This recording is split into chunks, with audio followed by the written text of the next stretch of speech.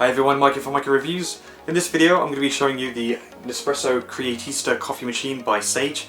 Now at the time of doing this video, this does retail in around £399, so for a capsule based coffee machine this really does have the premium price tag. But it does boast really good quality, a whole variety of different coffees that you can do, as well as a milk heater and frother. So all in all, it is a good package, and for those who just want that quick coffee, it really does do a good job, but you're also getting quality at the same time. So before I go into any more details about this, inside the box you will obviously get the main unit itself. You will also find, or hopefully you should find, a whole variety of different samples of coffee, and they're all labelled so you know exactly which one that you're trying, and if you do like them you can buy the exact one that you like, or you can still buy assortments. There are not only the official Nespresso branded ones, but you can also get third-party ones. So the prices of the capsules, obviously you have to buy them in bulk, do range. Sometimes it works out about 20 pence per coffee, and sometimes around 50 pence. It may be even higher depending on which ones you go for. So the next thing that you will get obviously is an instruction manual. In the instruction manual you will have a few little tips of how to do certain coffees, and it also has a really important hard water tester. So when you initially turn on this machine you will need to basically fill up the water tank. First of all give it a rinse out, then fill it up, give a little dip, wait 1 minute for the result, and then when you first start this machine it will ask you for the language and then the hard water level, which will be indicated on their little strip. That process only takes a couple of minutes to do, so it is really easy, and once you've done that you can get straight into your coffee. You also get a detachable water tank. Now this initially is fixed on there, and it's secured by a few bits of sticky tape. And we also have the drip tray, as you can see here. Okay, so as for the external features of this, so first of all you have the start button. So this is not only this will power the machine on by just clicking it, and then if you hold it for a couple of seconds it will turn the machine off. It is also used to actually start the coffee process. Then you have a select dial and button, so you twist it to navigate through the different coffees, and you also press it to then go to the sub menu options, etc. Then just to the left of that we have the coffee capsule lever. This is where you insert the capsules. Just to the right of that we have an LCD screen, which is really nice and clear as you're navigating through the menu system. This bit here is where the coffee comes out. To the right we have the milk frother and heater. Underneath we have a little compartment which is where the capsules get dropped into. And this can actually fit quite a few in, and yeah, it just keeps it nice and neat. You don't have to worry about faffing around with any capsules until after you've done quite a few coffees. Underneath that is a little stand for the, if you're doing something like an espresso, the more smaller coffees. There we are, that just brings your smaller base cup a little bit closer to the dispensing of the coffee. And below that like I said before, we had the drip tray. Now you may notice that there is a little red object inside. This is basically like a water waste buoy. It kind of floats up as the water rises, and it will actually stick through the a little hole. So you know roughly when the water is getting high, but still just double check, because every time when you complete the process of coffee it will do a steam purge, which will add some water waste in there. And then to the right we have a little metal tab. This is actually a temperature sensor which the milk jug needs to make contact, so that way the machine can make sure that it's tracking the right temperature and giving you your milk the optimum temperature. And yeah, that's pretty much it. So as for the actual main unit itself, it is very, very small in size in comparison to other kitchen appliances. I'm just going to pick this up. So you can see just how small that profile is. It's not too bad, and to be honest it's not too heavy either. So it will not only be easy to just kind of move around your kitchen, but the size really does help to basically just not take up much space. Okay, so now we're going to make a coffee. Just gonna press this start button, and I've already gone through the startup process, and just need to wait a couple of seconds for the menu to turn on. Once it's turned on and the menu has loaded up, you can then navigate through all the different coffee types and the settings, and also you can actually do a manual steam purge if you wish. So first of all, the first coffee you can have is a ristretto, which is basically the same amount of coffee that of an espresso, except for less water, so it's going to be a lot stronger. Then after that we have the espresso. We have the lungo, which is the same amount of coffee as an espresso but more water. Then you have a flat white, so only a little bit of milk.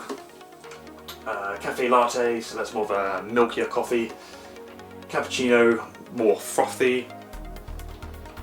A latte macchiato. I suppose I've never actually had one of these, but by the looks of it, it looks like it's like a layer of milk, coffee, and then milk. You can then just froth your own milk. So for example, if no one wants a coffee, but let's just say you want to do a hot chocolate, what I find is the best thing to do is just add a load of hot chocolate mix into the milk and then just froth it up. Obviously with a bit of experimentation you'll be able to get the right hot chocolate for your needs. So as you navigate through all these different menu systems, and I'm gonna select the cappuccino. So if you press the select button, you can actually then tweak the coffee settings. So you can either change the coffee volume. At the moment I've just got that to medium. You've got the milk temperature. I've got that to ideal, but you can make it colder and you can make it hotter. And you've got the milk froth settings, so you can make it more frothy. There's quite a few different settings that you can choose from, so you can really customize to how you want your coffee to turn out. So with all of that selected, yep, like I said, I want a cappuccino. So the first thing I'm going to do is just pour a bit of milk into that little milk jug. So here's the jug. You'll notice that there is measurements on the bottom, so you do have a minimum and a maximum. Make sure you don't go below or above these lines. I'm going to go for just above minimum. Just around. There's also an indent on the other side there. Sorry, so the inner part. So to insert this, you just lift this up, slide it in like so, and you do want to make sure that this has contact with that temperature base. Just give it a little bit of room, because the other thing as well is this doesn't exactly have a load of room. So if you want the typical cappuccino mug, which is quite big, you might want to just put like an additional jug underneath to collect the coffee and then pour it into the mug after. But I've got a medium-sized one that I'm going to use, which just about fits on nicely. So then you want to choose the coffee that you want. So you just lift this up. Choose this one. So just slot it in. The foil should be facing towards you, or the flat bit should be facing towards you, and then you just push this down. And then, probably best if I actually filled it up with water.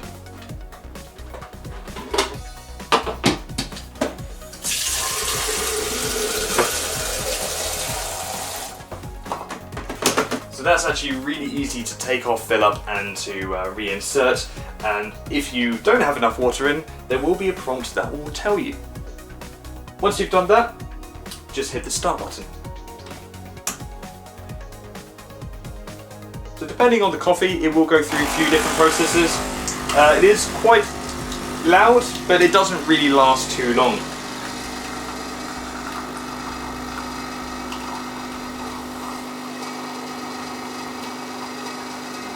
So that's the first bit of the coffee. Just make sure that you keep looking at the screen so you know which part you're on. So now it's saying start milk. So start once again. This milk frothing and heating process will take a little bit longer than doing the coffee. So with that done, it's now going to prompt me to doing some more coffee. So once again, press start. There we are, now it's gone back to the main menu, you know it's done. So the first thing that I do is I'm going to take the milk off, and when you place it down, it will just about catch onto the jug, which is pretty good, because as when it's fully down, it will do a steam purge. So what you want to do is grab a damp cloth, just lift this up, give that a good old wipe, and then place this down.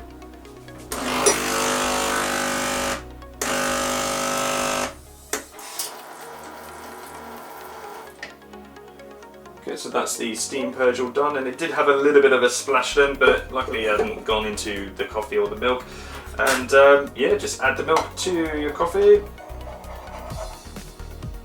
If only I was good at doing these awesome patterns. Wow, that is not that's not exactly the best pattern. It is literally just a blob. I'm gonna have to get some practice on that. But there we are, we've got a nice cappuccino. The froth is fantastic, and it's just the ideal temperature, which is the setting it's on. And the coffee, just great, so that that you can drink it straight away. I'm not sure if that's the setting of the cappuccino itself, but you know, I've still got quite a few to test out, but nevertheless, the cappuccino does a fantastic job. Okay, so as for the cleaning process, it couldn't be any simpler. So if you haven't done so after doing coffee, just lift up the lever. That will put the capsule into this unit here, as you can see. Basically anything that that removes you just clean. So you've got this bit here, just dump your capsules, give it a little rinse off, and etc. The drip tray will need removing and obviously washing out. And I think now and then it's good to just give the inside a bit of like a wipe down, and that's it. So if you're the type of person that like the idea of these different like capsule coffees that you can do, then this may be a machine that you want to go for, especially if you really do like your coffee. For those who just like coffee but aren't necessarily fussed, I think this might be a little bit overkill for them. But you know, you're not just limited to the coffee, you've got the milk frother as well, so you can do yourself a hot chocolate. But all in all, there's a decent amount of different coffee types to suit everyone's tastes. There's a whole variety of capsules that you can go for, and it makes a coffee really well. It's easy to use, it's easy to clean, it looks great, and also, like I said before, it has a nice small profile, so it shouldn't take up too much space in your kitchen. All in all, a very good machine. It's just down to you whether you want to, you know, pay that much money for this type of coffee machine, and also the cost of the capsules thereafter. Anyway guys, hopefully you found this video helpful, and thank you for watching.